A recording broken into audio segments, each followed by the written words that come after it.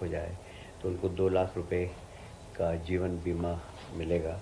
उसी प्रकार प्रधानमंत्री सुरक्षा योजना के अंतर्गत भी 1 लाख रुपए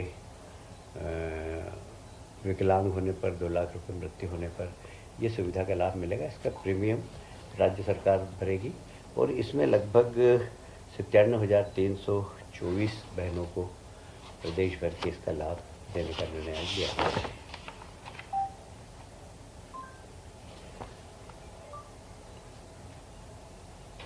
मध्य प्रदेश ग्रामीण सड़क योजना के अंतर्गत आप सब जानते हैं कि मध्य प्रदेश हमेशा अव्वल रहा है। हमने ग्रामीण क्षेत्र की सड़क में हमेशा मध्य प्रदेश ने बहुत तेज़ी से काम किया है और इसके अंतर्गत हमारी जितनी भी योजनाएं थी वे करीब करीब समय सीमा में पूरी हुई है। पर कुछ योजनाएं ऐसी थी जो कभी कभी वन विभाग की परमिशन के कारण, कभी हाई कोर्ट के स्टे के कारण रह गई थी। तो उन योजनाओं को पूरा करने का भी जिम्मेदारी राज्य शासन ने उठाई है, क्योंकि 2024 के पहले तक का जितना भी कार्यकाल था उसमें केंद्र सरकार की योजना का हमें लाभ मिल रहा था। पर अब यदि 2024 के बाद कोई सड़कें अधूरी रह गई तो उन अधूरी सड़कों को पूरा करने की जिम्मेदारी राज्य शासन की होगी।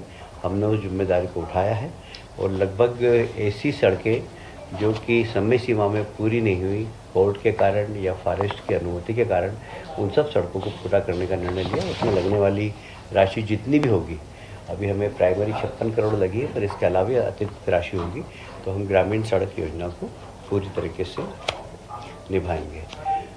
राज्य सरकार ने हमेशा जो ईमानदार कर्मचारी, अधिकारी साहसिक तरीके से काम करते हैं और उनको प्रोत्साहित करने का निर्णय लिया है। वैसे भी कई बार हमारे शासकीय कर्मचारी, अधिकारी शासन के निर्देश के अनुसार साहसिक तरीके से काम करते हो, यदि उनकी जीवन लीला समाप्त हो जाती है तो राज्य शासन उनके परिवार की भी चिंता करता है। इसी घटना एक छिंदवाड़ा में हुई थी। छिंदवाड़ा के श्री नरेश कुमार शर्मा एक बोलेरो गाड़ी का पीछा करते हुए जा रहे थे। जब वो आगे खड़े हुए तो वैसे ही बोलेरो ने टक्कर मार दी, उनकी जीवन लीला समाप्त हो गई थी।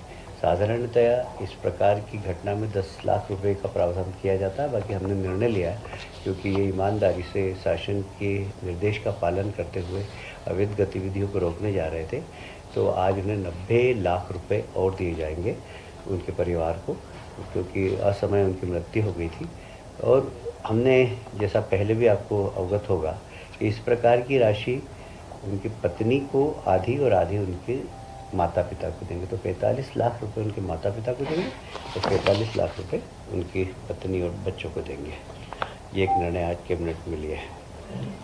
एमपी रूरल कनेक्टिविटी प्रोजेक्ट है जो हमारा, जो गाँव को जोड़ने का, उसमें कई काम अधूरे रह गए हैं, कई काम हमें और भी करना है। तो इसके लिए भी राज्य शासन ने जिम्मेदारी ली है कि केंद्र सरकार की योजना के अंतर्गत जितनी राशि मिलेगी, पर उसमें राज्य सरकार भी जो अधूरे प्रोजेक्ट रह गए हैं उनको पूरा करने के लिए संकल्पबद्ध है और उसके लिए जितनी भी राशि लगेगी उन सब राशि को राज्य सरकार वहन करेगी। लाडली बहना योजना के अंतर्गत हमने निर्णय लिया है कि सभी लाडली बहनाओं को 450 रुपये में हम गैस सिलेंडर दें। उसके लिए भी हमने बजट में प्रावधान किया है। अभी गैस की टंकी लगभग 848 रुपये में मिल रही है और इसमें 450 रुपये लाडली बहनों को देना पड़ेंगे। 398 रुपये इसमें राज्य शासन उनका जो प्रतिपूर्ति देगा। इसमें लगभग 160 करोड़ का व्यय होगा। तो लाडली बहनों को जो हमारी घोषणा थी सब्सिडाइज रेट पर गैस की टंकी देने की, उसको भी आज कैबिनेट ने मंजूरी देते हुए लगभग 160 करोड़ का इसमें प्रावधान बजट में किया गया। आप अभी जानते हैं कि हमने अभी पहले उज्जैन में इन्वेस्टर मीट की, फिर जबलपुर में इन्वेस्टर मीट की है और उसमें काफ़ी अच्छा इन्वेस्टमेंट आया है। विशेषकर जोनल रीजन में, जोनल में करने से फ़ायदा ये कि स्थानीय उद्योग और स्थानीय उद्योगपतियों को भी मौका मिलता है। और इसी को ध्यान में रखते हुए माननीय मुख्यमंत्री जी ने ये निर्णय लिया कि हम जोनल इन्वेस्टर मीट करें। 28 अगस्त को ग्वालियर के अंदर इन्वेस्टर मीट है और मुझे उम्मीद है कि क्योंकि ग्वालियर और दिल्ली के बीच की दूरी बहुत कम हो गई है अच्छी सड़कें बनने के कारण, तो यहाँ पर दिल्ली से काफ़ी इन्वेस्टमेंट आने की संभावनाएं हैं। हमारे पास वहाँ लैंड है, सब्सिडाइज रेट पर हम लैंड भी देंगे और अन्य सुविधाएं भी जो इन्वेस्टमेंट में हमने दी है उसके लिए हमें उम्मीद है कि बहुत सफल हमारी इन्वेस्टर मीट होगी। 28 अगस्त को ग्वालियर में है।